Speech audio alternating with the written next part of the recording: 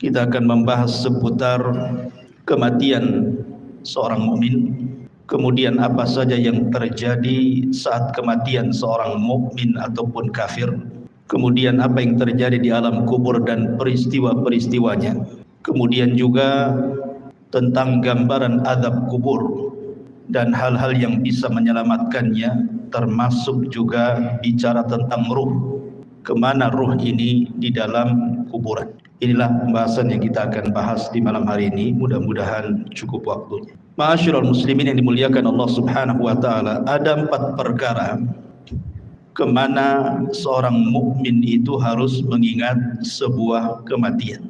Pertama, karena mengingat kematian bisa menjauhkan kita dari maksiat kepada Allah Subhanahu wa taala. Karena orang yang tidak pernah mengingat mati, maka orang akan terbiasa melakukan maksiat karena dia pikir bahwa tidak ada kehidupan setelah kematian. Kemudian yang kedua, orang yang selalu mengingat kematian akan mempermudah untuk segera bertobat dan juga melakukan amal saleh. Kemudian yang ketiga, mengingat kematian adalah hal yang bisa mendatangkan rasa takut, sehingga orang tidak mungkin merasa aman dari azab kubur, dan dia akan berusaha untuk menghindarkan diri dari setiap penyebab yang akan menjerumuskan dari azab kubur. Tentu yang terakhir, mengingat kematian karena kematian sebuah kepastian, datangnya tanpa pemberitahuan, dan kematian bukan akhir dari sebuah perjalanan. Inilah hikmah kenapa kita disuruh mengingat kematian. Ma'asyiral muslimin yang dimuliakan Allah Subhanahu wa taala, Utsman ibn Affan radhiyallahu an, apabila berdiri di samping kuburan, maka Utsman selalu menangis. Tetapi kalau Utsman dibicarakan tentang kondisi neraka dan azabnya, maka Utsman ibn Affan biasa-biasa saja. Kemudian ditanyakan kepada Utsman ibn Affan penyebabnya. Kenapa kalau disebut atau melihat kematian dia menangis, tetapi kalau diceritakan tentang akhirat dia biasa saja? Maka jawaban Utsman ibn Affan radhiyallahu an mengutip sabda Nabi sallallahu alaihi wasallam. Kata Nabi sallallahu alaihi wasallam, kata Utsman, "Innal qabra awwalu manazilil akhirah. Fa in naja minhu fama ba'dahu aisaru minhu. Wa illam yanju minhu fama ba'dahu ashaddu minhu." Sesungguhnya kuburan itu, kata Utsman mengutip sabda Nabi, adalah awal tempat seseorang menuju akhirat. Kalau dia selamat di kuburan, maka setelahnya lebih mudah bagi dia. Tetapi kalau dia tidak selamat di dalam kuburan, maka setelahnya akan lebih keras kepada dia. Itulah kenapa kemudian Utsman menangis saat diceritakan soal kematian. Banyak riwayat yang dicantumkan oleh Imam Ibnu Katsir ketika memberikan catatan kepada ayat yutsabbitullahu alladhina amanu bil qauli tsabit. Allah tetapkan jawaban bagi orang-orang yang beriman dengan jawaban yang mantap saat fitnah kubur. Saya akan sebutkan beberapa riwayat yang berkaitan dengan kematian. Pertama, riwayat daripada Bara bin Azib radhiyallahu an. Suatu ketika kata Bara bin Azib radhiyallahu an, kami keluar bersama Nabi sallallahu alaihi wasallam mengiringi jenazah seorang laki-laki dari Ansar. Maka ketika galian kubur itu sudah digali dan belum sampai kepada lahatnya, maksudnya lubang kedua dalam kuburan disebut lahat namanya, maka Nabi SAW kemudian duduk dan kami pun duduk, kata Bara ibn Azib radhiyallahu anhu. Kemudian kata Nabi SAW, ista'idhu billahi min adzabil qabr. Mintalah perlindungan kepada Allah dari azab kubur. Rasul SAW menyebutnya marrataini aw thalathan, 3 kali. Kemudian Rasul menceritakan tentang ruhnya seorang mukmin. Kata Nabi SAW, innal abda al-mu'mina idza kana fi inqita'i minad dunya wa ikbali minal akhirati nazala ilaihi malakun minas sama bidul wujuh ka'anna wujuhahumus syamsu. Apabila seorang hamba mukmin, kata Rasul, ketika dia hendak berpisah dari dunia dan menghadap akhirat, maka turun malaikat dari langit yang berwarna sangat putih sekali. Wajah-wajah malaikat ini sangat putih. Dan yang dimaksud malaikat di sini tentu bukan satu malaikat, bukan malakul maut saja, tidak, tetapi diiringi dengan rusulul maut namanya, pembantu-pembantu malaikat maut. Berdasarkan ayat Al-Quran, tawaffathum rusuluna, kami wafatkan dengan mengutus utusan-utusan kami, menunjukkan bukan satu malaikat tetapi banyak malaikat. Tentu banyaknya malaikat ini berdasarkan tugas masing-masing. Malaikat maut itu kan hanya mencabut nyawa saja, selepas itu kemudian diserahkan kepada malaikat rahmat kalau dia seorang mukmin, atau kepada malaikat azab kalau dia orang kafir atau orang fasik. Lah tentu kondisi seperti ini, ikhwan, tidak ada yang tahu kecuali orang yang meninggal. Orang-orang yang menyaksikan di sekitarnya, orang yang sedang nazah itu, tidak ada yang tahu bahwa di situ ada malaikat. Yang tahu hanyalah orang yang sedang nazah saja. Karena sebagian para ulama ketika menjelaskan apakah orang yang meninggal dunia itu mampu melihat malaikat, sebagian ulama mengatakan ya, mereka akan melihat malakul maut, dan juga mereka akan diperlihatkan catatannya, walaupun hanya sekilas pandang saja. Catatan selama hidup dia itu dia akan diperlihatkan sekilas saja. Dan itulah kondisi-kondisi menakutkan, sehingga kenapa Rasul mengatakan saat orang seperti ini tidak boleh mengatakan kecuali kebaikan. Dan inilah doa yang paling mustajab bagi orang-orang yang hidup di sekitarnya. Minta kepada Allah agar orang ini dimudahkan kematiannya. Lah setelah itu kemudian kata Nabi SAW, ma'ahum kafanun min akfanil jannati wa hanutun min hanutil jannah. Pembantu-pembantu malaikat maut ini, sebagian mereka membawa kain kafan dari sorga dan juga minyak wangi dari sorga. Hatta yajlisu minhu madal basar, sampai kemudian mereka duduk sejauh mata memandang. Ma'asyiral muslimin yang dimuliakan Allah Subhanahu wa taala, para ulama mengatakan bahwa ketika Allah Subhanahu wa taala mengirim para malaikat untuk mencabut nyawa dan juga menyediakan peralatan-peralatan fardu kifayah seperti kain kafan dan juga wewangian, kalau dia ruhnya seorang mukmin maka akan diutus malaikat yang indah sekali dalam rangka ikraman, memuliakan jasad yang akan dicabut ruhnya itu. Jadi yang diutus itu betul-betul malaikat, bukan malaikat yang menyeramkan, tidak. Makanya Rasul mengatakan bidul wujuh, wajah mereka sangat bercahaya. Kemudian juga a'wanul malakal maut ini, pembantu-pembantu malaikat maut ini, mereka ditugaskan sebagian mereka untuk membisikkan di telinganya. Apa bisikannya? Alla takhafu wa la tahzanu wa abshiru bil jannati allati kuntum tu'adun. Kamu jangan takut, kamu jangan khawatir, karena Allah sudah janjikan kepadamu surga yang akan menantimu. Artinya bahwa kematian seorang mukmin itu sangat indah sekali, sangat indah, dan itulah yang dikehendaki seorang mukmin. Makanya di zaman Nabi SAW ketika ada jenazah yang lewat, kata Nabi SAW, yastarih mustarih wa mustarahu minhu, mustarih wa mustarahu minhu. Sahabat mengatakan, apa yang dimaksud mustarih dan apa yang dimaksud mustarah minhu ya Rasulullah? Kemudian Rasul menjelaskan, kalau dia hamba yang mukmin maka dia mustarih, artinya dia menuju peristirahatannya, dia meninggalkan keperitan dunianya, dia meninggalkan kesusahan dunianya, dan itulah yang dikehendaki seorang mukmin. Karena di dunia ini kan lelah kita hidup ini, ikhwan, banyak masalah, banyak ujian, banyak cobaan. Apabila kemudian dia meninggalkan dunia, artinya dia meninggalkan kelelahan itu. Itu kalau seorang mukmin. Tetapi kata Nabi SAW, kalau dia orang fajir, orang jahat, mustarah minhu. Apa mustarah minhu? Maksudnya bukan dia yang beristirahat, tetapi orang lain beristirahat dari dia. Orang lain senang dengan kematiannya, orang lain mengutuk kematiannya, mendoakan buruk kematiannya, bahagia dengan kematiannya. Itu maksudnya mustarah minhu itu. Jadi seorang mukmin itu memang kematian sangat ditunggu-tunggu, karena memang Nabi SAW yang mengatakan, man ahabba liqa Allah ahabballahu liqa'ah. Barang siapa yang cinta berjumpa dengan Allah, maka Allah pun rindu berjumpa dengan dia. Makanya kenapa diutus malaikat-malaikat seperti ini. Kemudian setelah orang ini dihadapkan dengan malakul maut, dan juga rusulul maut.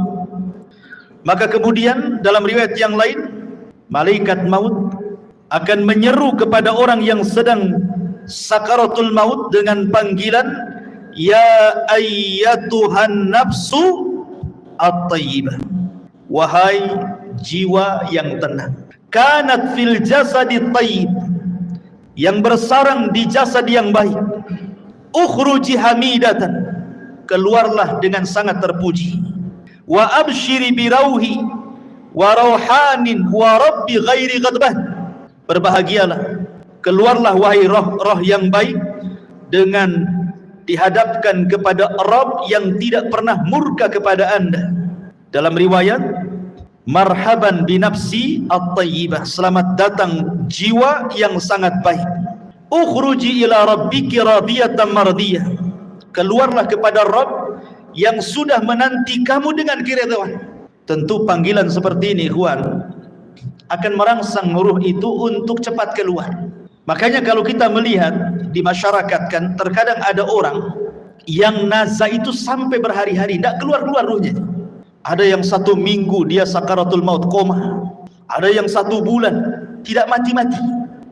Tetapi ruhnya seorang mukmin ketika dipanggil seperti itu, maka maka Nabi SAW kemudian mempermisalkan ruhnya seorang mukmin ketika dipanggil dengan kata-kata wahai jiwa yang tenang, maka ruhnya itu akan keluar seperti tetesan air yang terakhir fi famis siqa, dari mulut teko yang terakhir dia keluar. Kalau saya analogikan ini botol aqua, ini kan banyak airnya. Kalau kita buka tutupnya ini, kemudian kita tuangkan, tentu air yang pertama kali yang keluar pasti deras karena masih penuh dengan air kan. Tapi kalau seandainya air yang dalam botol ini hanya tinggal 1 tetes saja, kemudian kita tuangkan seperti ini, maka air yang 1 tetes itu akan mengalir dengan pelan kan, dengan pelan, kemudian jatuh persis di mulut teko tadi. Begitulah gambaran Rasul ketika menjelaskan ruhnya seorang mukmin itu keluar seperti tetesan air yang keluar yang terakhir dari mulut teko. Jadi akan lembut, lain dengan kalau kita langsung keluar begini kan langsung deras gitu ya. Tapi kalau tetesan yang terakhir kan lembut keluarnya, pelan, tapi pasti kemudian keluar. Begitulah Rasul menggambarkan ruhnya seorang mukmin apabila dicabut oleh Allah lewat para malaikat maut ini. Ma'asyiral muslimin yang dimuliakan Allah Subhanahu wa taala. Kemudian kata Nabi SAW, setelah ruh itu dicabut, ingat malakul maut itu hanya mencabut ruh saja, tugas dia selesai sampai di sini. Kemudian setelah itu beralih kepada malaikat rahmat atau disebut dengan rusulul maut namanya. Lah rusulul maut inilah yang kemudian mengambil alih ruh tersebut, kemudian meletakkan di kain kafan yang sudah disediakan dari sorga. Kemudian wewangian yang semerbak laksana minyak misik dalam riwayat. Jadi baunya itu membumbung sampai ke langit, sehingga setiap malaikat yang mencium baunya di langit itu, mereka akan bertanya, ruhnya siapa ini? Maka malaikat yang membawa ruh ini akan menyebut nama dengan nama yang dia sukai dipanggilnya di dunia dan mengatakan ruhnya fulan ibnu fulan. Maka semua malaikat di langit memuji ruh ini. Kemudian ruh ini diangkat sampai ke langit pertama. Maka kemudian penjaga pintu langit pertama membuka pintunya, kemudian naik ke langit pertama. Semua malaikat di langit pertama mendoakan ruh ini. Kemudian naik ke langit kedua, seluruh malaikat di langit kedua mendoakan ruh ini, sampai kemudian melewati langit ketujuh. Tidak dijelaskan sampai di mana ruh ini dinaikkan ke langit, yang jelas dia melewati langit ketujuh. Wallahu alam sampai di mana, karena riwayatnya tidak dijelaskan. Kemudian setelah itu Allah berjumpa dengan ruh ini. Kemudian Allah Subhanahu wa taala katakan kepada malaikat yang membawa ruh ini, kembalikan ruhnya ke dalam jasadnya dengan baik. Catatannya angkat, letakkan di tempat yang paling tinggi yang disebut dengan Illiyin. Illiyin itu tempat yang paling tinggi yang ada di sorga. Letakkan catatannya di situ. Kemudian ruhnya kembalikan ke dalam jasadnya. Maka kemudian ruh itu ke dalam jasadnya dikembalikan. Lah saat seperti ini, ketika ruh ini diterbangkan ke langit, disitulah manusia sedang memandikan jenazah ini, kemudian mengkafani jenazah ini, kemudian menyolati jenazah ini, kemudian mendoakan jenazah ini, sampai kemudian ke dalam kubur, kemudian meletakkan di liang lahat, kemudian dipendam kuburannya. Jadi saat proses fardu kifayah itulah ruh naik ke langit. Jadi manusia sedang sibuk memandikan, mengkafankan, menyolatkan, menguburkan, maka ruh punya kesibukan sendiri karena dia sedang menghadap Allah Subhanahu wa ta'ala. Lah kemudian ketika selesai sudah penguburan, barulah kemudian ruh itu dihantar kembali ke dalam kuburnya.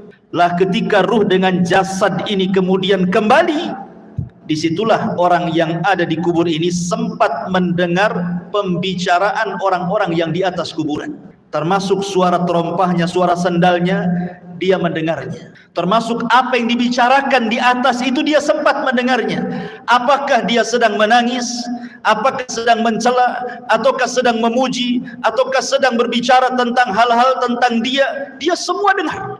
Dan itu berdasarkan riwayat Umar bin Khattab radhiyallahu an pernah bercerita ketika Nabi SAW selesai perang Badar. Kemudian pemimpin Quraisy itu semua mati di perang Badar dan dimasukkan ke dalam sumur yang tidak berpenghuni, yang disebut dengan Qalibu Badri. Kemudian Nabi SAW 3 hari menetap di Badar setelah kemenangannya, mulai dari tanggal 17 Ramadan sampai tanggal 20 Ramadan. Kemudian Nabi SAW menghampiri sumur yang dilempar jasad-jasad para pembesar orang kafir, Abu Jahal, Umayyah, kemudian Al-Walid dan semua pembesar Quraisy yang dimasukkan ke dalam sumur itu. Kemudian Nabi SAW mengatakan dengan menyebut satu persatu namanya, wahai fulan, wahai Abu Jahal, wahai Uqbah, wahai Umayyah, disebutkan satu-satu tuh. Kemudian Rasul mengatakan, hal wajadtum ma wa'adakum haqqa laqad wajadna ma wa'adana rabbuna haqqa, kata Rasul. Wahai Abu Jahal dan para pembesar Quraisy yang lainnya, apakah kalian sudah mendapatkan yang kalian janjikan ketika kalian berada di dunia? Kata Nabi SAW, sungguh kami sudah mendapatkan apa yang Allah janjikan kepada kami hari ini berupa kemenangan. Umar bin Khattab radhiyallahu an ketika itu merasa heran kenapa Rasul berbicara dengan sumur yang di situ jasad-jasadnya pembesar orang-orang Quraisy itu. Kata Umar, ya Rasulullah, bukankah mereka sudah jadi bangkai? Mereka tidak akan mendengar ucapan. Tapi Nabi SAW mengatakan, ya Rasulullah, ketika Umar mengatakan, atukallimu amwatan, kenapa kau bicara dengan orang mati?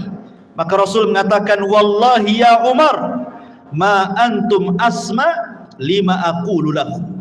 Kalian tidak lebih mendengar dibandingkan orang-orang yang ada dalam sumur ini kepada ucapanku. Artinya para pembesar Quraisy yang sudah mati, yang sudah dimasukkan ke dalam sumur itu sangat mendengar ucapan Nabi.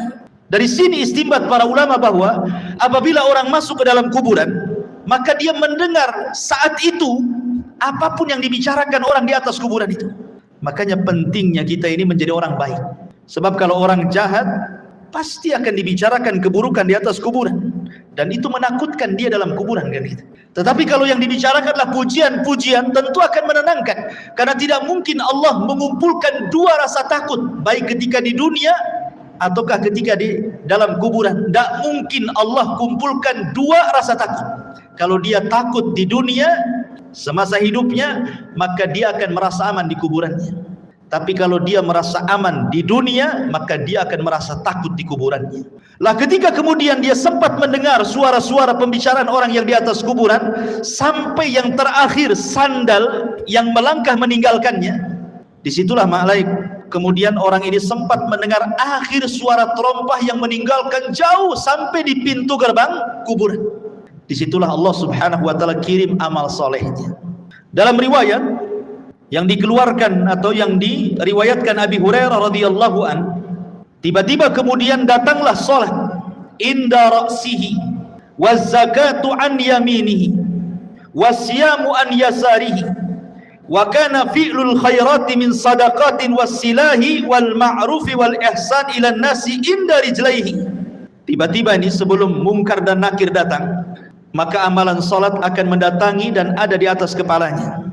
Kemudian zakat di samping kanannya, kemudian puasa di samping kirinya, kemudian perbuatan kebaikan dari sedekah, menyambung silaturahim, memerintahkan kebaikan, berbuat baik kepada manusia diletakkan di antara kedua kakinya. Karena kan posisi dia berbaring, ya, posisi orang yang dikuburkan berbaring, sehingga di arah kepalanya ada sholat, kemudian samping kirinya ada puasa, samping kanannya ada zakat, kemudian di sebelah kakinya ada sedekah, ada silaturahim, ada kebaikan, dan begitu seterusnya. Dan amalan-amalan ini menjelma sebagai manusia. Jadi amalan-amalan soleh itu, sholat akan menjadi manusia, kemudian zakat akan menjadi manusia, dan akan mengelilingi dia dalam kuburannya. Sehingga kemudian ketika Munkar dan Nakir ini datang, kemudian hendak membentak dengan fitnah kubur, dengan pertanyaan-pertanyaan kuburannya dari arah kepalanya, maka amalan yang ada di kepalanya, amalan solatnya akan mendorongnya dan mengatakan, ma qibali madkhal, tidak ada jalan lewat sini. Kemudian yang ketika malaikat Munkar dan Nakir akan bertanya dari sebelah kirinya, maka akan didorong oleh amal soleh sebelah kirinya dan mengatakan, ma qibali madkhal, tidak ada jalan kau untuk bertanya kepada orang ini. Dan begitu seterusnya, setiap kali malaikat Munkar dan Nakir bertanya ini dari arah mana saja, maka kalian dilindungi oleh amal solehnya. Subhanallah ikhwan, ya. Sehingga malaikat yang akan mau fitnah kubur ini kebingungan harus bertanya dari arah mana. Makanya kemudian disebutkan dalam riwayat ini, fayajlisu wa qad tamatsalat lahu syamsu wa qad danat lil ghurub fayuqalu lahu akhbirna amma nas'aluka fayaqulu da'uni hatta usalli. Ketika kemudian malaikat maut atau malaikat Munkar Nakir hendak bertanya, tiba-tiba tidak digubris, tidak direspon oleh orang ini dan mengatakan, jangan tanya saya hendak sholat. Dia kepikiran ingin sholat. Bayangkan, ruhnya seorang mukmin yang ada dalam kubur itu masih kepikiran ingin sholat dan mengatakan, da'uni hatta usalli, jangan dulu kau tanya aku sampai aku laksanakan sholat, katanya. Padahal sudah tidak ada sholat lagi di kuburan, ya. Tapi begitulah ruhnya seorang mukmin, semangat ibadahnya itu sampai dalam kuburan. Akhirnya kemudian dia pun didudukkan dengan cara baik, kemudian juga ditanya dengan cara baik masalahnya. Dalam sebuah riwayat bahwa malaikat Munkar dan Nakir ini saat bertanya kepada ruhnya orang yang beriman ini, kata Nabi SAW bahwa bentuknya ini memang luar biasa, sangat menakutkan. Di mana suaranya kalbarki, suaranya malaikat Munkar dan Nakir itu seperti petir, menggelegar. Kemudian juga ucapannya seperti kilat dan wajahnya sangat menakutkan. Dari sini ikhwatu fiddin, pertanyaan semudah apapun dalam kondisi takut pasti akan sulit dijawab, kan? Anda saya tanya dengan pertanyaan-pertanyaan, tetapi kemudian setelah itu saya bunuh Anda. Umpamanya saya letakkan pistol di kepala, kemudian saya tanya dengan beberapa soalan. Ketika rasa takut menguasainya, soalan semudah apapun akan sulit dijawab. Ini kan soalan-soalan yang ma'ruf kita dengar di dunia. Siapa Rabbmu? Kita katakan Allah. Siapa Nabimu? Kita katakan Muhammad. Apa agamamu? Kita katakan Islam. Itu kan mudah soalan ini. Tetapi dalam kondisi takut ikhwatu fiddin, walaupun soalan-soalan ini mudah dijawab, belum tentu orang bisa menjawab. Karena memang suara malaikat ini yang bertanya kepada orang ini luar biasa. Suaranya seperti kilat menggelegar, wajahnya menakutkan. Disinilah Allah Subhanahu wa ta'ala berikan hidayah kepada ruhnya seorang mukmin, kepada hamba seorang mukmin, dan Allah katakan, yutsabbitullahu alladhina amanu bil qauli tsabit. Allah akan tetapkan jawaban orang-orang yang beriman dengan jawaban yang mantap.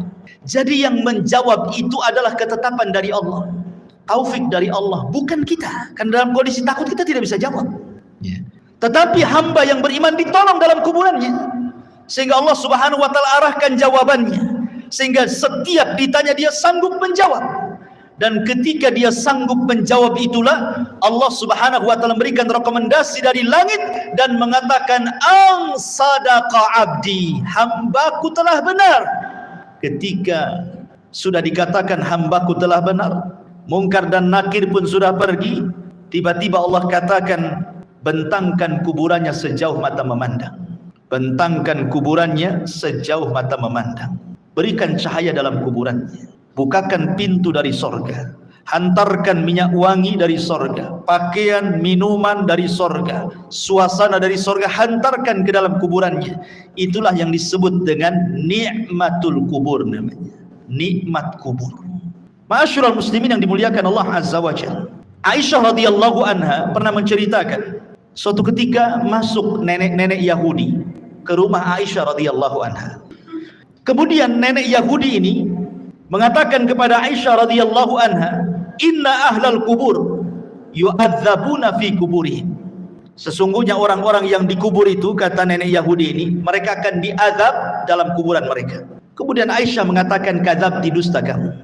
Saya akan tanyakan kepada Nabi SAW." Maka setelah itu kemudian nenek Yahudi pergi, Rasul masuk ke rumah Aisyah. Kemudian Aisyah menceritakan, "Ya Rasulullah, tadi ada nenek Yahudi mengatakan bahwa sesungguhnya orang yang ada di kubur itu akan diazab. Apa pendapatmu?" Kata Rasulullah SAW, "Kadzabat, dia sudah berdusta." Tiba-tiba kemudian wahyu turun, memberitahu dan membenarkan ucapan orang Yahudi atau nenek Yahudi itu. Kemudian kata Nabi SAW, "Ya." Kemudian Rasul mengatakan, "Inna hadhil ummah tubtala fi kuburihim." Telah benar ucapan nenek Yahudi itu, karena setiap umat itu akan diuji dalam kuburannya. Maksudnya akan diuji dalam kuburannya, akan diberikan fitnah yang sangat menakutkan. Disinilah Nabi SAW mengatakan bahwa kuburan itu awal tempat seseorang menuju akhirat. Lihat, bayangkan fitnah kubur ini kan menyeramkan, ikhwan, di mana suara malaikat menggelegar seperti petir, kemudian lisannya seperti kilat, wajahnya menakutkan. Apakah kita sanggup melewati fitnah kubur ini? Makanya saking dahsyatnya fitnah kubur ini, sampai-sampai Nabi SAW memberikan irsyad kepada kita, setiap kita sholat sebelum salam, kita berlindung dari azab kubur. Apa kata Nabi SAW? "Allahumma inni a'udzubika min azabi jahannam wa min azabil qabri." Tidak cukup wa min adzabil qabri, wa min fitnatil mahya wal mamat. Dari fitnah kehidupan dan kematian. Fitnah kematian artinya fitnah kubur. Karena sangat mengkhawatirkan. Makanya wajar kalau seandainya Nabi SAW memerintahkan para sahabat saat kemudian menguburkan jenazah, disuruh minta dua perkara. Dan ini sunnah bagi antum yang mengantarkan jenazah ke kuburan. Ini jadi sunnah. Setiap antum mengantarkan jenazah ke kuburan, kemudian menguburkannya dan selesai penguburan, dua doa yang disunnahkan oleh Rasul sebelum antum pulang. Pertama, istaghfiru li akhi. Mintalah kepada Allah ampunan akan dosa saudara kita yang ada di kuburan ini. Yang kedua, minta kepada Allah ketetapan supaya dia sanggup menjawab. Itu saja. Itu sunnah dua, jangan pernah ditinggalkan. Jangan kita hantarkan mayat ke kuburan, setelah dikuburkan kita pulang. Enggak begitu sunnahnya. Tetapi selesai penguburan jangan pulang dulu. Kita dekati kuburan, kemudian kita kepal beberapa tanah kalau kita tidak ikut menguburkan, kemudian kita letakkan di atas kuburannya, kemudian kita katakan, "Ya Allah, ampuni orang ini, ya Allah, tetapkan jawaban orang ini." Kemudian pulang. Itu sunnahnya. Ya. Ma'asyiral muslimin yang dimuliakan Allah Subhanahu wa taala. Kembali kepada hadis Nabi sallallahu alaihi wasallam. Kemudian Nabi sallallahu alaihi wasallam mengatakan, adapun ruhnya orang fajir, orang jahat, orang kafir, orang fasik, maka kemudian malaikat maut ini akan menyerukan dengan kalimat-kalimat yang sangat menakutkan saat kematiannya. Dia mengatakan, "Ya ayyatuhan nafsul khabithah, kanat fil jasadil khabithi, ukhruji zamimatan wa abshiri bihamimin wa ghassab." Subhanallah. Malaikat maut mengatakan, "Wahai ruh yang jahat, yang hinggap di jasad yang jelek, keluarlah secara tercela dan habarkanlah dengan neraka yang menyala-nyala dan juga dengan nanah penduduk neraka." Coba bayangkan panggilannya. Wahai jiwa yang buruk, yang bersarang di jasad yang buruk, keluarlah secara tercela dan habar gembirakan dengan neraka yang menyala-nyala dan darah dan nanah penduduk neraka yang sudah menunggunya. Keluar kau. Ini panggilan menyeramkan, ikhwan. Makanya kenapa kemudian ruhnya orang-orang yang tidak beriman itu tidak mau keluar, sehingga terkadang nazak berhari-hari, berminggu-minggu, berbulan-bulan tidak mau keluar dia tersiksa itu dengan ruh yang ada dalam badannya, sampai-sampai Nabi SAW ke pisau yang berbentuk bengkok, mungkin bahasa kitanya seperti cerulit, ya, ada pisau berbentuk bengkok seperti ini, kemudian dihadapkan dengan kambing wol, yang belum dicukur itu. Lihat kambing wol itu kan banyak tuh rambutnya tuh, kalau belum dicukur itu ya. Kemudian pisaunya dimasukkan, otomatis ketika pisau dimasukkan ke dalam kambing wol itu, otomatis akan terkait-kait dengan bulu-bulunya. Setelah terkait-kait dengan bulu kambing wol itu, kemudian disiram. Anda bisa bayangkan, akhirnya kemudian makin lengket dengan pisau itu. Kemudian setelah lengket dengan pisau, kemudian kata Nabi SAW, pisau itu kemudian ditarik dengan cara paksa. Kira-kira apa yang terjadi? Akan merontokkan setiap bulu-bulu kambing wol itu. Maknanya ketika ruhnya orang fasik, orang fajir, orang kafir dicabut itu, maka akan merontokkan seluruh persendiannya, seluruh tulang-tulangnya, dan dia akan menjerit. Tidak ada yang tahu rasa sakitnya kecuali Allah, dan jeritannya tidak ada yang mendengar kecuali binatang. Manusia tidak dengar, tetapi para binatang tahu, dan tidak ada yang bisa merasakan rasa sakit seperti itu kecuali Allah yang tahu rasa sakit. Jangan lagi orang fasik, ikhwan, orang yang beriman saja. Kata Nabi SAW, wa inna fil al-mauti la saqarat. Dalam kematian itu kan ada keperitan, ada rasa sakit. Setiap orang pasti merasakannya. Nabi saja merasakannya. Tetapi rasa sakit yang diderita seorang mukmin saat kematian itu adalah, boleh jadi itu akhir penggugur dosa dia. Tapi rasa sakit yang diderita orang fajir, orang fasik, orang kafir, boleh jadi itu awal azab saat kematiannya. Ma'asyiral muslimin yang dimuliakan Allah Azza wa Jalla. Kemudian setelah itu ruh itu keluar, apa yang terjadi? Kata Nabi SAW, maka dia sudah disediakan kain kafan dari neraka. Kain kafan dari neraka, ikhwan. Artinya ini bukan kain kafan biasa, kain kafan yang penuh dengan api, dengan bau busuk penduduk neraka yang melambung ke langit. Ketika para malaikat itu mencium baunya, semua membencinya, semua mengutuk dan melaknatnya. Ini ruhnya siapa? Bau sekali. Tidak ada yang memuji ruh ini. Sehingga ketika betul-betul Rusulul Maut ini mengangkat ruh itu dalam kain kafan di neraka sampai membumbung ke langit, apa yang terjadi? Tidak ada satupun pintu langit yang mau dibuka. Lihat bahasa Al-Quran.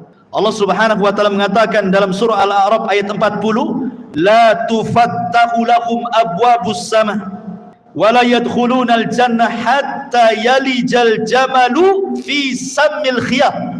Pintu-pintu langit tidak ada yang dibuka, satu pun. Bahkan mereka tidak akan masuk ke dalam sorga sampai ada cerita unta masuk ke lubang jarum. Bagaimana mungkin unta yang sangat besar masuk ke lubang jarum? Lubang jarum itu kecil, unta itu besar. Artinya bahwa selubang jarum pun pintu langit itu tidak akan dibuka, dan dia tidak akan menembus walaupun hanya langit pertama. Kemudian setelah itu Allah Subhanahu wa taala hanya berfirman kepada ruh yang jelek ini dan mengatakan, letakkan catatannya fi sijin. Sijin ini tempat di bawah dasar bumi. Kenapa tidak diletakkan di lapisan bumi pertama, kedua, ketiga sampai ketujuh? Sebagian ulama mengatakan bumi menolak catatan amalnya. Bumi saja menolak. Di mana lapisan bumi pertama menolak untuk diletakkan catatannya, kemudian turun lagi ke lapisan kedua menolak juga, lapisan ketiga menolak juga, sampai lapisan bumi yang terakhir menolak juga. Ketika kemudian ditolak, akhirnya diletakkan di mana catatan itu? Di sijin, ya, di dasar bumi yang paling dalam. La haula wala quwata illa billah.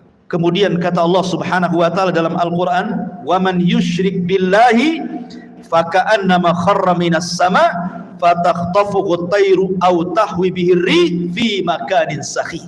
Maka ruhnya akan dijatuhkan, tidak dihantar malaikat, sehingga ruh itu seperti terbang yang disambar burung ataupun dihempaskan dengan angin, sehingga ketika ruh ini kembali ke dalam jasadnya seperti orang yang jatuh dari ketinggian. Begitulah rasanya. Anda bisa bayangkan, Anda jatuh dari atas ketinggian 20-30 meter saja, rasanya luar biasa sakit.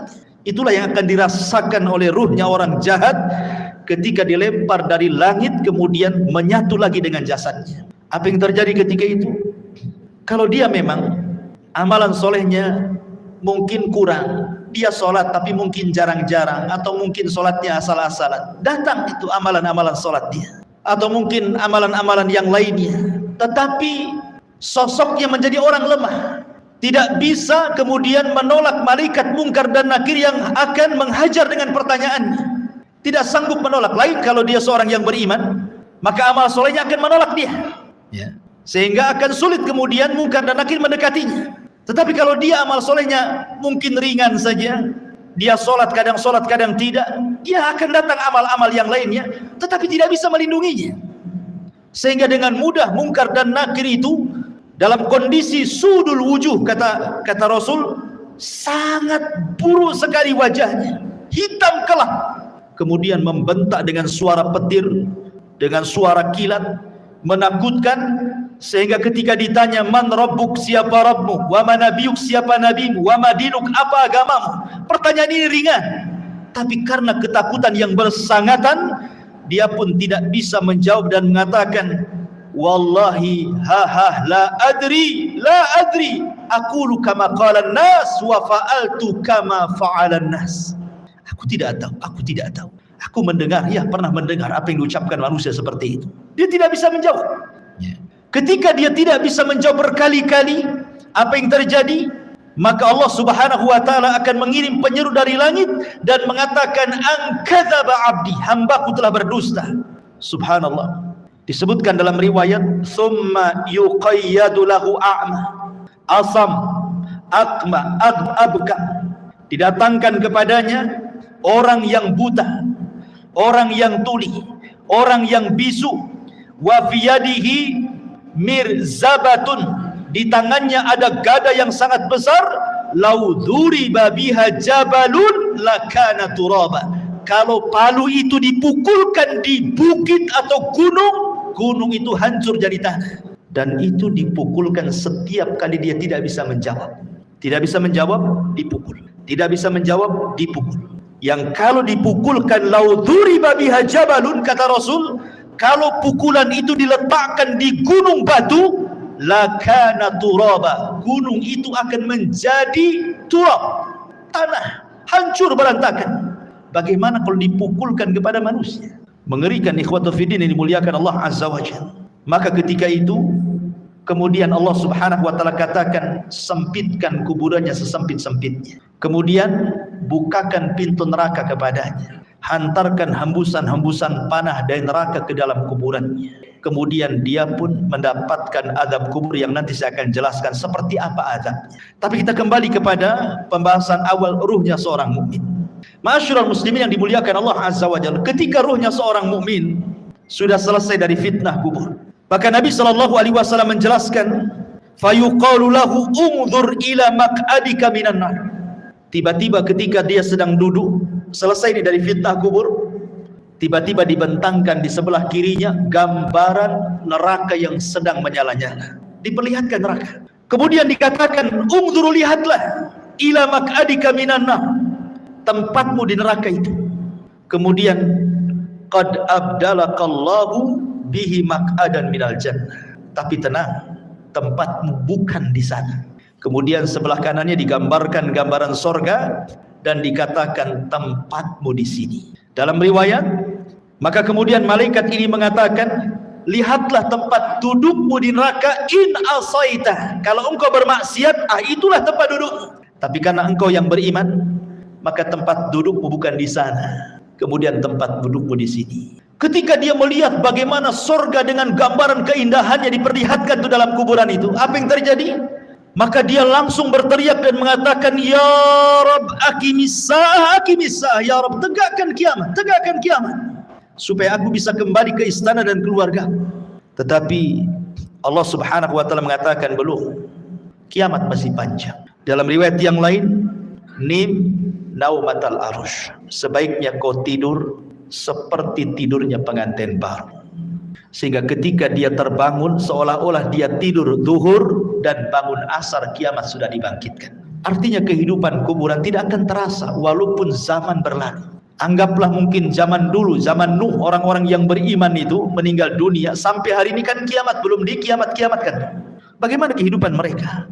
Rupanya mereka ditidurkan oleh Allah di atas kenikmatan yang disebut dengan nikmat kubur, karena ruh mereka diberikan nikmat oleh Allah. Nanti ada pembahasan kemana ruhnya orang yang beriman dalam kuburan ini. Tapi jasadnya dikuburkan. Ya. Mereka tidak akan merasakan, sehingga ketika kiamat dibangkitkan baru dia tertidur. Terbangun dari tidurnya seolah-olah hanya setengah hari saja, mulai zuhur sampai asar dia tidur, kemudian dia terbangun. Rupanya Israfil sudah menyiapkan sangkakalanya untuk meniup sangkakala pertama kiamat, kehancuran alam semesta pertama dibangkitkan. Ma'asyiral muslimin yang dimuliakan Allah Subhanahu wa taala. Kemudian setelah kemudian orang yang beriman mendapatkan nikmat kubur dan orang-orang fajir dan fasik mendapatkan azab kubur, di sana ada peristiwa yang tidak mungkin orang lepas. Apakah dia mukmin, apakah dia kafir, apakah dia fasik, apakah dia fajir, apakah dia sahabat Nabi ataukah bukan sahabat Nabi, ada peristiwa yang tidak bisa lepas dari manusia. Apa itu? Himpitan kuburan. Semua manusia akan dihimpit dalam kuburnya, tidak akan selamat. Mau bayi sekalipun yang belum punya dosa tetap akan dapat himpitan kuburan. Bahkan sahabat Nabi sekelas Sa'ad ibn Mu'adz, yang satu kabilah Aus masuk Islam karena dia. Kemudian saat kematiannya 70.000 malaikat tidak pernah turun dari langit, turun pula ke bumi untuk ikut memandikan jenazahnya. Tapi Rasul mengatakan kalau ada orang yang selamat dari himpitan kubur, Sa'adlah orangnya. Tapi Sa'ad pun tidak selamat. Bayangkan, himpitan kubur tidak akan menyelamatkan siapapun, mau sahabat Nabi atau bukan sahabat Nabi, mau orang yang beriman atau orang kafir, semua akan merasakan himpitan kuburan ini. Tapi sebagian para ulama membahas, tentu akan ada perbedaan himpitan bagi orang yang beriman dengan himpitan bagi orang kafir atau fasik. Sebagian ulama mengatakan adapun himpitan bagi orang yang beriman itu seperti ibu memeluk anaknya. Rasa kasih sayang seorang ibu kepada anaknya, seperti itulah bumi ketika menghimpit, laksana seorang ibu memeluk anaknya. Karena kita ini dari tanah dan akan kembali kepada tanah. Jadi tanah itu seperti ibu bagi kita. Sehingga ketika himpitan tanah itu menghimpit setiap jasad orang yang beriman, maka tidak akan merasakan rasa sakit sedikit pun, karena itu bentuk sayang seorang ibu kepada anak. Tetapi kalau yang dihimpit itu orang kafir, orang fasik, orang fajir, orang jahat, maka dia akan merasakan sakit yang luar biasa. Dia akan menjerit-jerit, semua tidak ada yang mendengar kecuali binatang jeritannya, karena akan mematahkan semua tulang, persendian dan begitu seterusnya. Ma'asyiral muslimin yang dimuliakan Allah Azza wa Jalla, inilah sekilas gambaran ruhnya orang mukmin, fasik, fajir, fasik, munafik dan begitu seterusnya saat kematian. Kita masuk pada pembahasan yang kedua tentang macam-macam azab kubur. Ma'asyiral muslimin yang dimuliakan Allah Azza wa Jalla, azab kubur itu adalah sebuah hal yang wajib kita imani. Syekhul Islam Ibn Taimiyah rahimahullahu taala mengatakan, wa qad tawataratil akhbar an Rasulillah sallallahu alaihi wasallam fi thubuti adabil qabri. Habar-habar tentang adab kubur, kata Syekhul Islam Ibn Taimiyah, derajatnya sampai tingkat mutawatir. Jangan sampai diingkari, karena riwayatnya mutawatir. Artinya mutawatir itu banyak sekali riwayatnya. Dan dikatakan oleh Al-Imam Al-Munawi, adabul qabri haqqun. Adab kubur itu sebuah hak adanya. Dan Imam Ghazali mengatakan, man angkarahu fahuwa mubtadi'un.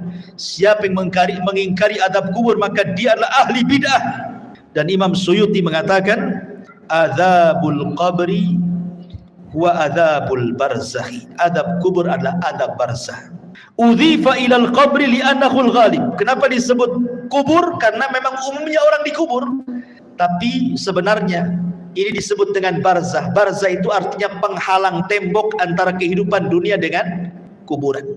Makanya tidak akan bisa orang itu mengintip kehidupan kuburan. Kenapa? Karena ada barzakh, tembok yang menghalangi antara kita dengan mereka. Walaupun Anda pasang CCTV sekalipun, kita letakkan CCTV dalam kuburannya, maka kita tidak akan mampu melihat mungkar, nakir, peristiwa apapun yang ada di kuburannya. Ingat, karena ada barzah tadi.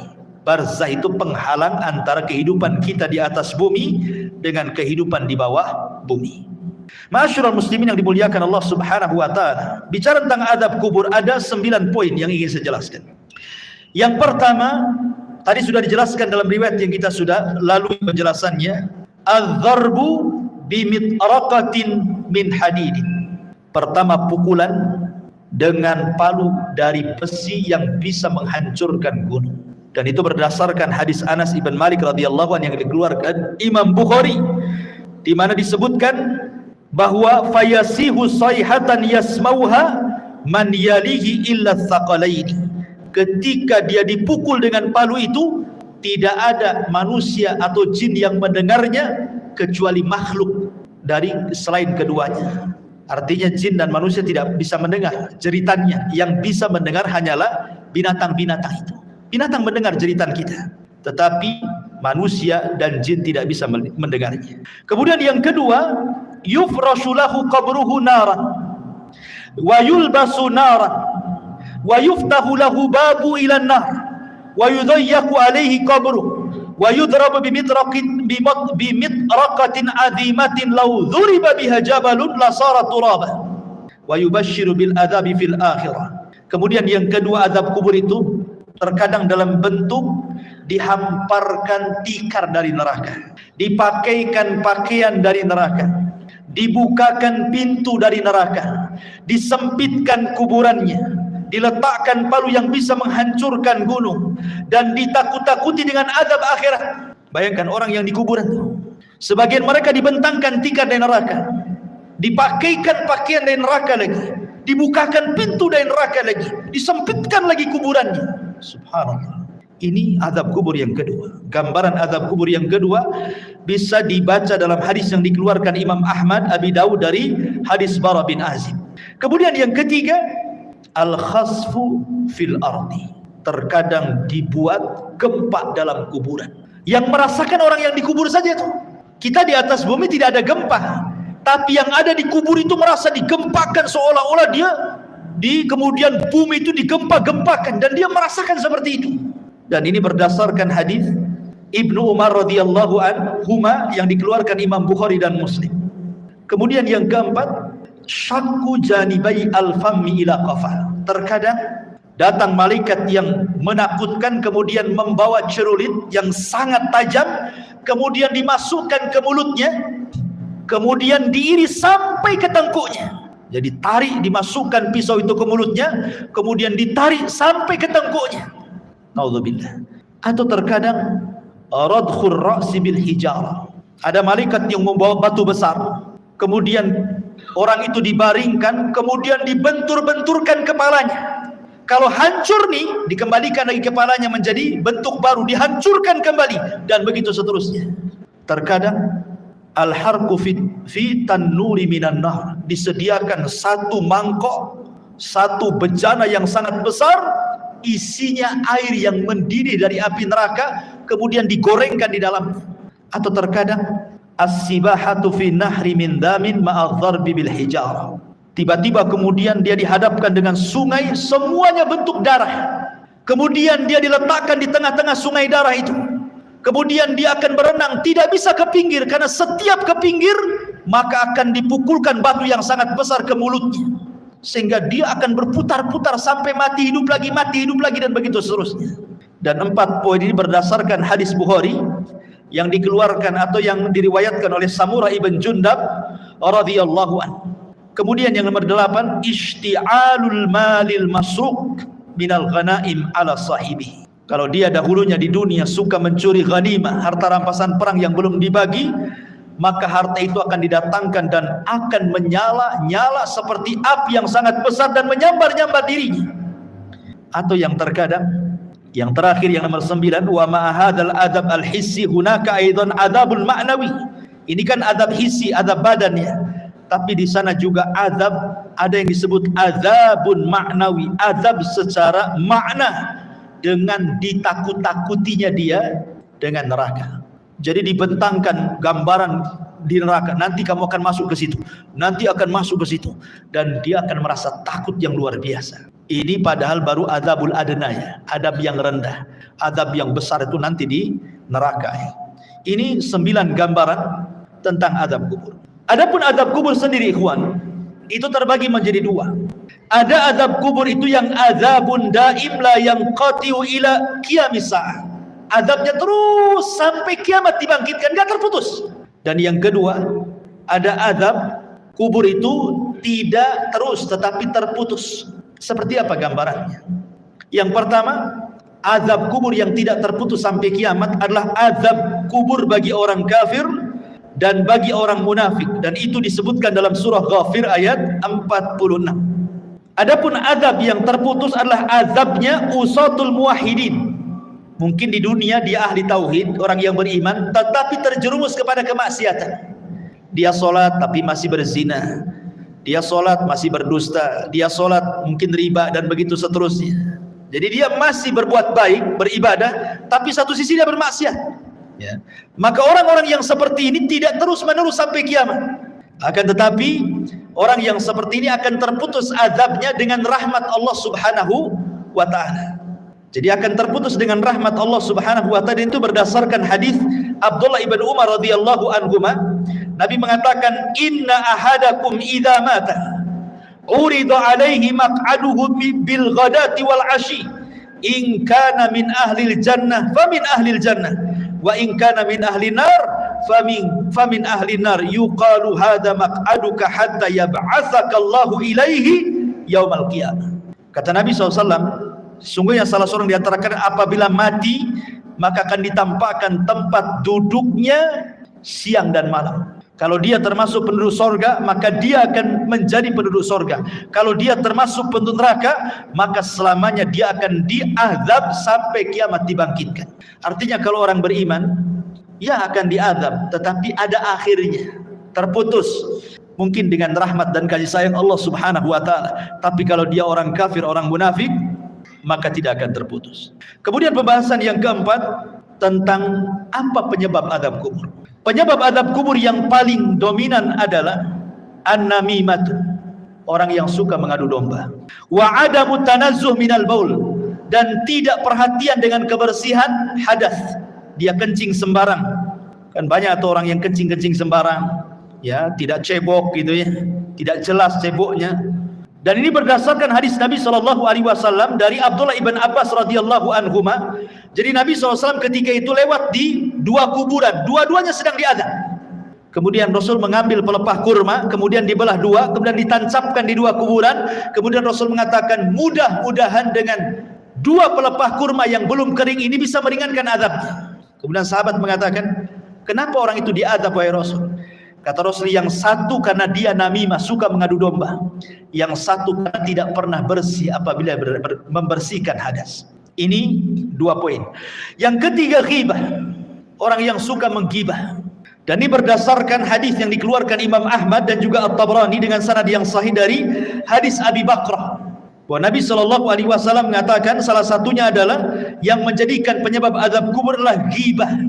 Ghibah itu membicarakan orang yang kalau orang itu mendengarnya dia tidak suka. Kemudian yang nomor 4, al-ghulul. Dia khianat dalam harta, mencuri harta orang. Kemudian juga yang nomor 5, hajrul Qur'anil Karim wa rafduh. Dia tidak suka dengan Quran. Dan penyebab orang jauh dari Al-Quran hari ini apa? Handphone. Yang menyebabkan orang jauh dari Quran itu HP atau handphone. Subhanallah, gara-gara handphone Quran itu tidak pernah disentuh lagi. Alasannya sudah ada aplikasi Al-Quran di dalam handphone. Saya nggak yakin orang punya handphone itu ada aplikasi Quran kecuali download kan. Harusnya yang pertama kali kalau antum beli handphone itu yang di download itu Quran kan. Harusnya yang pertama kan. Tapi enggak, yang pertama di download apa? Facebook dulu, YouTube dulu, Instagram dulu kan begitu ya. Quran itu belakangan kalau butuh saja. Padahal harusnya yang pertama itu. Subhanallah ya. Sekarang ini banyak orang yang mengeser hal-hal yang baik, tetapi hanya sekedar copy paste, kemudian pemberitahuan ibadah kepada manusia lewat medsos, tapi dia sendiri malas ibadah kan? Malas. Bahkan orang yang ibadah saja sekarang diberitahu. Kalau dulu orang sholat malam, tidak ada yang memberitahu dia sedang sholat malam kan. Sekarang dia kasih tahu orang. Kalau dia sedang sholat malam itu dia kasih tahu orang dengan cara apa? Ya nulis status lah di Facebook. Ya mudah-mudahan ada yang bangun jam sekian. Maksudnya itu ingin ngasih tahu bahwa dia bangun. Cuman ngasih tahu saja. Sholat kan gitu. Seolah-olah dia sedang sholat, orang tidak kan begitu. Ini kan ria juga. Apa bedanya kan begitu? Sekarang ini semua itu memang banyak orang yang baik mengeser kebaikan, tapi hanya di-share saja. Orang yang mengeser sendiri tidak pernah mengamalkan kebaikan yang di-share-nya kan. Lalu apa faedahnya ikhwatu fiddin muliakan Allah azza wajalla? Makanya di sini ikhwatu fiddin bahwa tantangan yang paling berat ketika orang jauh dari Quran itu adalah handphone. Handphone ini tidak bisa lepas dari kita. Tidur saja wajib di sampingnya. Kalau bisa itu sekarang ada power bank itu wajib di sampingnya. Nggak perlu lagi dicopkan, sudah ada di bawah bantal. Bangun saja itu yang dibaca. Kira-kira ada apa nih? Ya. Kemudian kalaupun dia sekarang kan tidak ada orang dengar televisi kan atau melihat televisi, jarang. Orang sekarang pegang handphone, di mobil pegang handphone, di pekerjaan tinggal handphone. Kalau hilang handphonenya, itu kayaknya hilang dunia dari dia. Ya kan? Kalau dompet ketinggalan, gampang lah nanti. Tapi kalau handphone ketinggalan, pulang diambil. Ya, sampai seperti itunya. Jadi ini salah satunya adalah hajrul Quran, meninggalkan Quran. Termasuk juga an-naumu anis salatil maktubah. Orang yang sengaja tidur ketika datang waktu salat. Dan itu berdasarkan riwayat yang dikeluarkan ataupun dari sahabat Samurah ibn Jundab radhiyallahu an, Nabi sallallahu alaihi wasallam mengatakan, ammal ladzi yuslagu ra'suhu bil hajar fa innahu ya'khudul Qur'an fayarfadhuhu wa yanamu anis salatil maktubah. Jadi ketika Rasul menjelaskan di kuburan itu ada malaikat yang membawa batu. Kemudian ada yang terlentang, kemudian dibenturkan kepalanya sampai hancur. Kemudian malaikat ini pergi hendak mencari batu yang lain. Kemudian ketika datang batunya yang baru, rupanya kepalanya sudah kembali menjadi normal. Dibenturkan lagi, kemudian cari batu lagi, dan begitu seterusnya. Kemudian Rasul menjelaskan bahwa adapun kenapa adab orang ini seperti ini, pertama karena dia tidak pernah membaca Quran, yang kedua karena dia tidur saat datang waktu sholat. Nah ini yang keenam. Kemudian yang ketujuh al-kadhib, orang yang suka berdusta. Dan sekarang dusta ini paling mudah dilakukan dengan medsos. Sekali lagi kembali ke medsos. Apalagi musim politik hari-hari. Musim politik ini jangan nge-share asal-asalan. Karena terkadang untuk menjatuhkan lawan, terkadang menyebarkan berita hoax. Kita tidak tahu. Ya, contoh umpamanya akhir-akhir ini kita mendengar Saudi Arabia mengadakan pesta itu. Holyland itu apa itu ya? Pesta hantu. Hoax, Iwan. Tidak ada itu cerita kayak gitu. Dari mana? Itu hoax yang disebarkan untuk menjelek-jelekan negara sana kan itu. Itu kan sedang membuka festival apa? Ya, ceritanya begitu. Ya, memang dia membuka semacam wahana wisata. Kemudian di situ ada hantu-hantuan. Mungkin ada orang sana yang berpenampilan seperti itu. Kemudian disebar seolah-olah Saudi mengadakan acara seperti itu. Ikhwatu fiddin muliakan Allah azza wa jalla. Nah berita-berita seperti ini, kalau kita hanya melihat YouTube saja, seolah benar kan? Ya. Ini berita hoax. Kadang-kadang kita mudah terpancing dengan berita-berita seperti ini. Hanya karena melihat YouTube saja kan? Nah ini hati-hati. Ya. Kalau kita mungkin hanya sekedar membaca, oke lah. Tapi kalau kemudian sampai mengeser kan sama aja dengan hantu menyebarkan dusta kan? Nah itu kan hati-hati. Ini penyebab azab kubur terbesar hari ini adalah dusta. Karena orang berdusta paling mudah sekarang. Nulis status share, copy paste share, selesai. Dia tidak sadar bahwa dia sedang berdusta. Kalau dulu berdusta itu paling 1-2 orang yang kena korbannya. Sekarang kita berdusta ini bisa ribuan orang kena korban, ikhwan. Dengan cara melihat itu semua kena dengan berita yang kita share. Nauzubillah. Ya. Dan ini kata Al-Hafidz Ibnu Hajar rahimahullahu taala, wa innama istahaqqa ta'dzib lima yanshau an tilka kadzbah.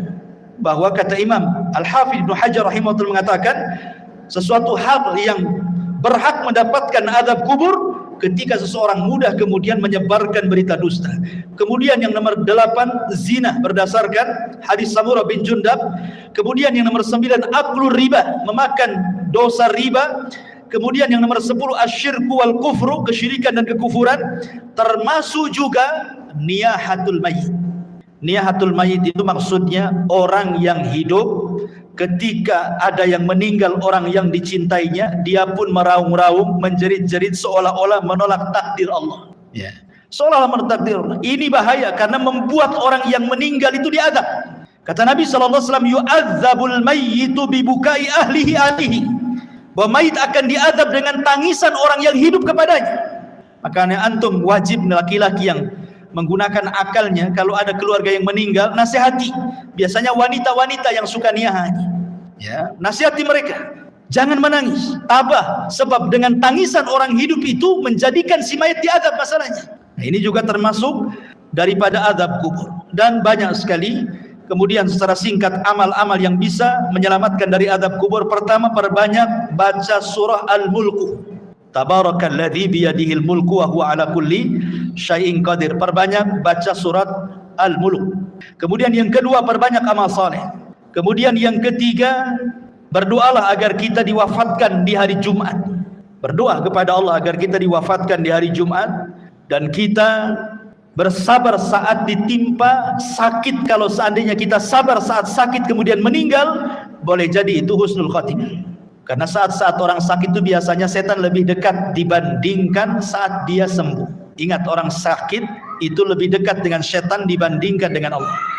Karena biasanya kalau orang sakit, ikhwan, apalagi kalau sudah bertahun, itu biasanya mudah putus asa. Terkadang di antara mereka lah sudah lebih mati saja daripada nyusahkan orang hidup, ya. Atau terkadang menolak takdir, kenapa saya terus yang sakit, kenapa kok gak disembuh-sembuhkan. Kemudian bayangannya macam-macam, akhirnya malas ibadah, ya.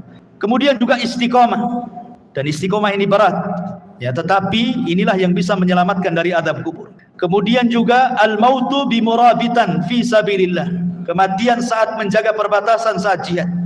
Kemudian juga yang paling penting berdoa, berdoa kepada Allah Subhanahu wa taala dan senantiasa mengamalkan ketakwaan kepada Allah, dan yang paling penting lagi menjauhi sebab-sebab azab kubur yang tadi saya sebutkan tadi, ya, dusta, namimah dan begitu seterusnya. Tapi pembahasan yang terakhir bicara tentang ruh. Kemana ruh saat manusia sudah selesai pertanyaan mungkar dan nakir, artinya selesai fitnah kubur, berarti masuk ke nikmat dan azab kubur, kan itu. Kemana ruh ini saat nikmat ataupun azab kubur?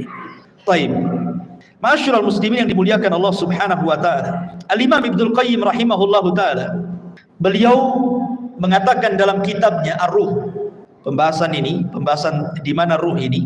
Pertama kita akan bagi tentang ruh ini. Ruh para nabi. Pertama, ruh para nabi.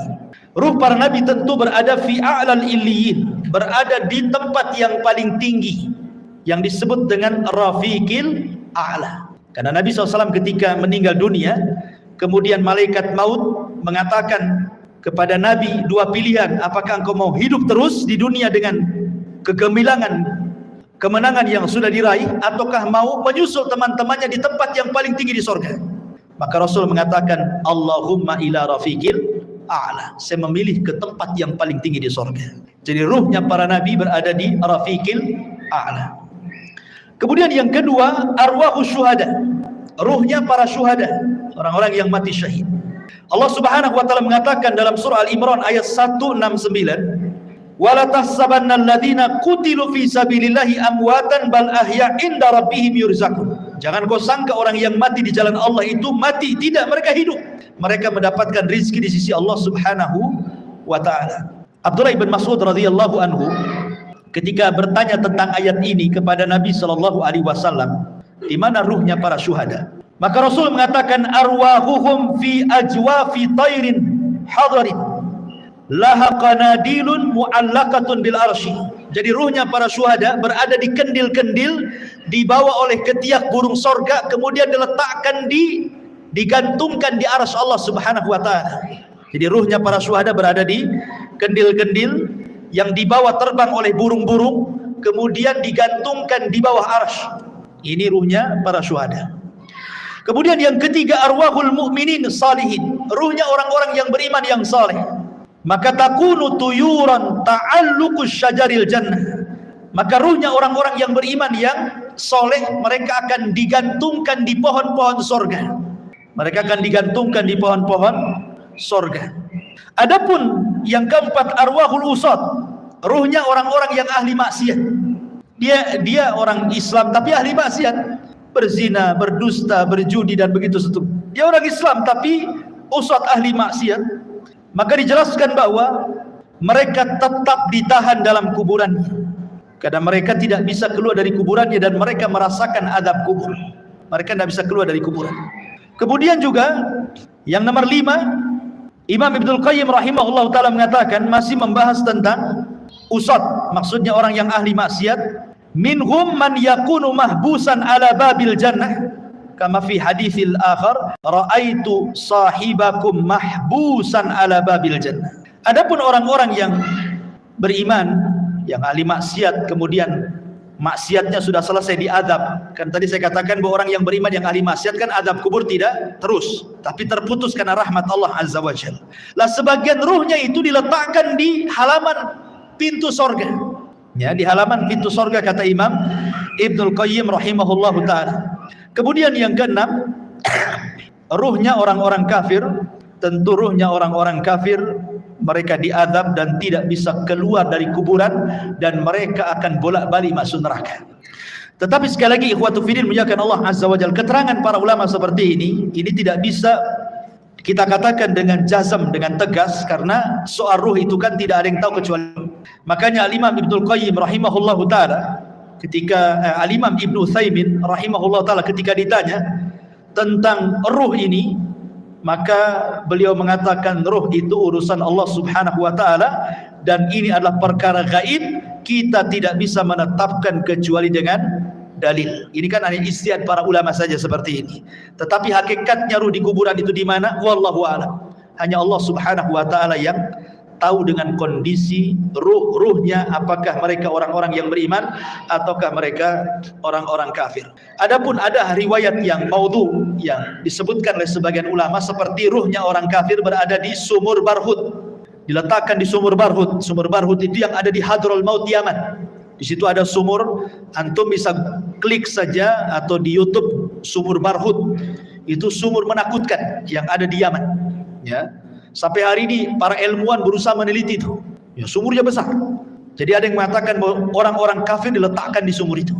Ya, adapun ruhnya orang-orang yang beriman tentu fil iliyyin, tetapi sekali lagi ini riwayatnya lemah gitu ya, bahkan tidak berdasar.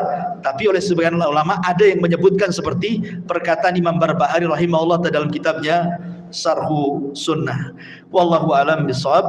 Maka dengan berakhirnya pembahasan ruh, berakhir juga pembahasan tentang seputar kematian dan azab kubur.